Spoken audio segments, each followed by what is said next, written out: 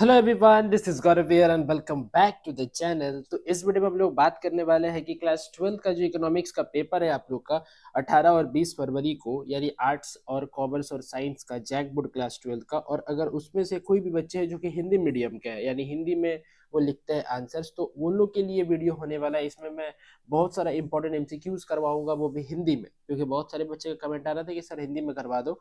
तो चलो शुरू करते हैं। सबसे पहला क्वेश्चन क्या है और देखते हैं कि एक मुश्त कर लगाने से किसी वस्तु की पूर्ति पर क्या प्रभाव पड़ता है। देखो, अगर एक बार अगर टैक्स लगा दोगे ना तो उसका पूर्ति घट जाएगा। हम बता रहे हैं, इसमें हम ये नहीं बोल रहे कि प्राइस पे अगर टैक्स लग गया था, क्योंकि अगर प्राइस पे टैक्स लगेगा तो जो प्राइस पे टैक्स लगता है वो उस प्राइस बढ़ जाता है। और अगर एक बार प्राइस बढ़ गया तो हम सप्लाई बेचना ज्यादा चाहेंगे, यानी कोई भी सेलर होगा वो बेचना ज्यादा चाहेगा कि नहीं चाहेगा, चाहेगा ना हो। हाँ, तो लेकिन इसमें बोल रहा है कि सप्लाई पे अगर टैक्स लग गया तो सप्लाई क्या होगा, तो सप्लाई घटेगा। ठीक है, चलो नेक्स्ट क्वेश्चन देखते हैं। If there is excess of demand then the price tends to. अच्छा, डिमांड एक्सेस कब होता है? डिमांड एक्सेस तब होता है जब हम लोग क्या करते हैं, प्राइस को घटाते हैं, यानी प्राइस सर फॉल होगा। ठीक है, देखो यहाँ ये भी 2023 का आया हुआ सवाल है और ये भी 2023 का आया हुआ सवाल है। नेक्स्ट क्वेश्चन देखो, ये भी 2023 का आया हुआ सवाल है। कीमत उस बिंदु पर निर्धारित होती है जहां जहां कहां पे, जब सर ये वाला वस्तु की मांग और वस्तु की पूर्ति बराबर हो। ऑप्शन नंबर सी।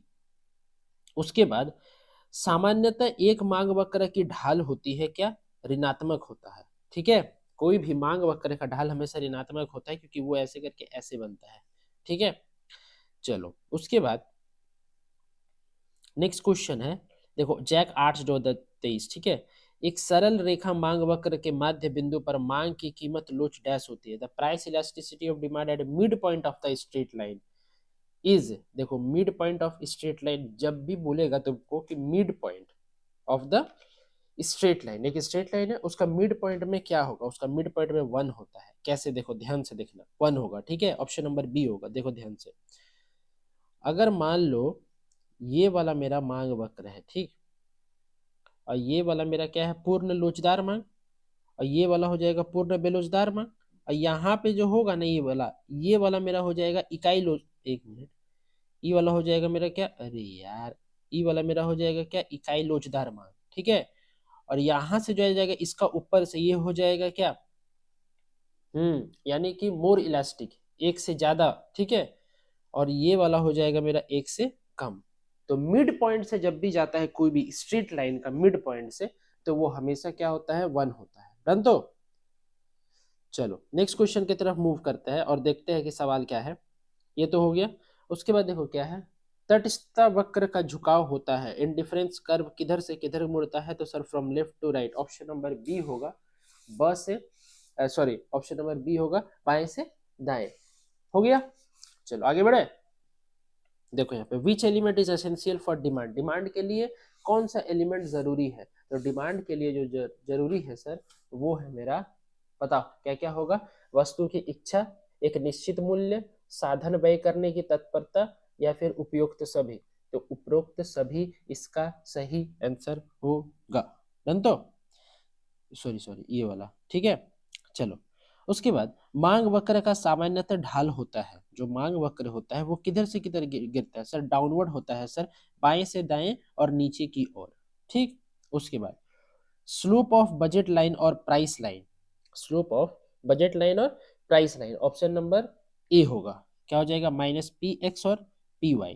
ठीक, उसके बाद when T U becomes maximum M U, जब टी यू मैक्सिमम होता है, ठीक है, तो एम यू से जीरो होता है। जीरो, एम यू क्या होता है, जीरो होता है। ये याद रखिएगा मेरा बात। ठीक है, देखो ध्यान से कैसे होता है सर, जरा बताइएगा, एकदम बताएंगे। देखो ध्यान से,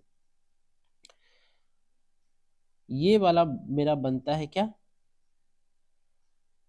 ये वाला बनता है मेरा टी यू वक्र, और ये वाला बनता है एम यू का। ठीक है, देखो जहाँ टी यू मैक्सिमम में वहां देखो एम यू जीरो है, जीरो है ना।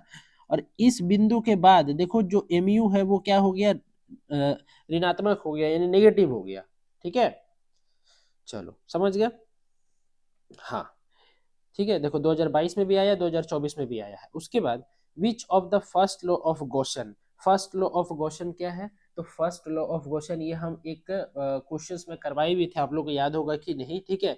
Law of diminishing marginal utility, सीमांत उपयोगिता हास्य नियम, ठीक है। उसके बाद राज्य के राजस्व आय का एक स्रोत निम्न में से कौन सा है, ठीक है। यानी कि कौन सा राजस्व का स्रोत है, किसका? सरकार का। तो सरकार का जो राजस्व का स्रोत है वो है मेरा क्या? विनिवेश या विदेशी कर्ज या घरेलू कर्ज, बताओ, या सरकारी निवेश से लाभांश, जल्दी बताओ। सरकार का रेवेन्यू, सरकार का रेवेन्यू किससे आता है, जल्दी बताओ। अच्छा चलो, इसका आंसर तुम लोग कमेंट बॉक्स में कमेंट करना है, ठीक है। इसका जो उत्तर है वो आप लोग कमेंट बॉक्स में कमेंट कीजिएगा, हम छोड़ देते हैं ये सवाल को, ठीक है। इजी सवाल है, थोड़ा सा दिमाग लगाना, ज्यादा दिमाग लगाने की जरूरत नहीं है, बहुत इजी सवाल है, आ जाएगा आंसर, ठीक है।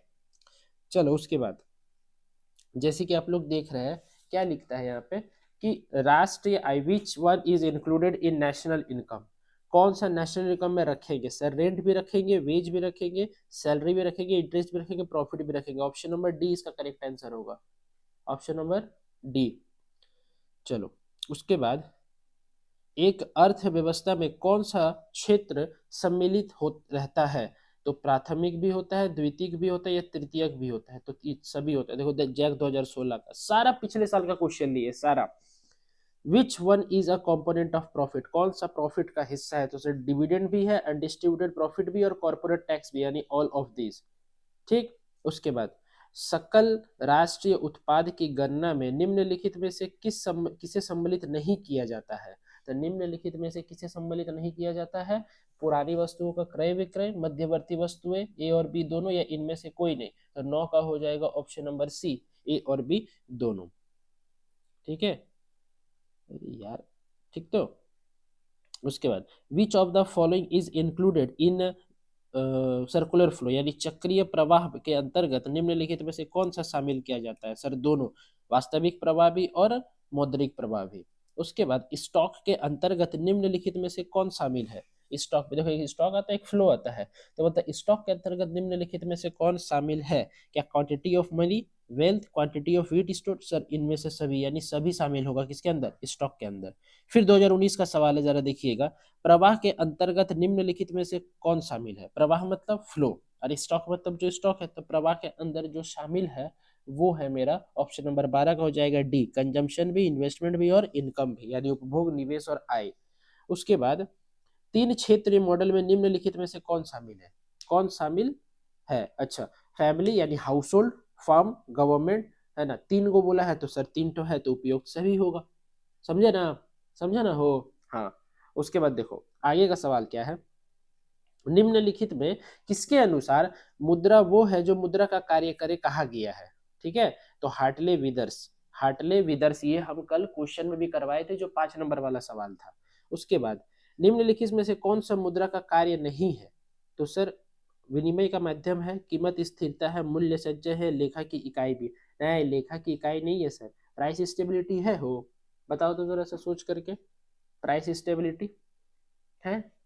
प्राइस स्टेबिलिटी होगा कि सॉरी कीमत स्थिरता होगा कि लेखा की इकाई होगा, दो का बता दो इतना। हाँ जल्दी बताओ। सर यूनिट ऑफ अकाउंट होगा लेकिन प्राइस स्टेबिलिटी नहीं होगा, यानी कीमत स्थिरता, ठीक। कमर्शियल बैंक, कमर्शियल बैंक यानी व्यावसायिक बैंक यानी व्यापारिक बैंक क्या करता है? सर नोट निर्गम करता है? नहीं, नहीं करता है। ग्राहकों से जमा स्वीकार करता है? सर करता है। ग्राहकों को ऋण देता है? हाँ करता है, यानी केवल ब और स, हाँ यही होगा। चलो, credit money is increased when CRR falls, जब सीआरआर, सॉरी क्रेडिट मनी तभी बढ़ेगा जब सीआरआर घटेगा, और क्रेडिट मनी तब घटेगा जब सीआरआर बढ़ेगा, ठीक है, उल्टा कर देना इसको। उसके बाद यदि केंद्रीय बैंक वैधानिक तरलता अनुपात को बढ़ा दे तो व्यावसायिक बैंकों को ऋण देने की क्षमता में क्या करना पड़ता है बताओ? अगर वो बढ़ा देगा, हाँ क्या बोलते हैं, वैधानिक तरलता अनुपात, तो जो कमर्शियल बैंक है यानी व्यापारिक बैंक है वो क्या करेगा बताओ तो? वो ज्यादा लोन देगा कि कम लोन देगा? कम लोन देगा, डिक्रीजेस, ठीक है। ऑप्शन नंबर बी होगा। देखो ये भी 2024 का सवाल है, ठीक है। तो इसमें से कुछ इंपॉर्टेंट इंपॉर्टेंट क्वेश्चन था, जो कि मैंने करवाया आप लोगों को। आई होप आप लोगों को वीडियो पसंद आया होगा। वीडियो पसंद आए तो वीडियो को लाइक करना, मेरे चैनल में नहीं हो तो प्लीज चैनल को सब्सक्राइब कर दो, और कमेंट बॉक्स में कुछ भी आपका दिक्कत हो रहा है इससे रिलेटेड आप पूछ सकते हैं, मेरे को बता सकते हैं। तो चलिए मिलते हैं नेक्स्ट वीडियो में। Till then bye bye, wish you all the very best for exam, keep growing and keep learning. और सारे दोस्तों तक ये वीडियो शेयर कर देना, शेयर रुकना नहीं चाहिए, और घर में पढ़ते रहो।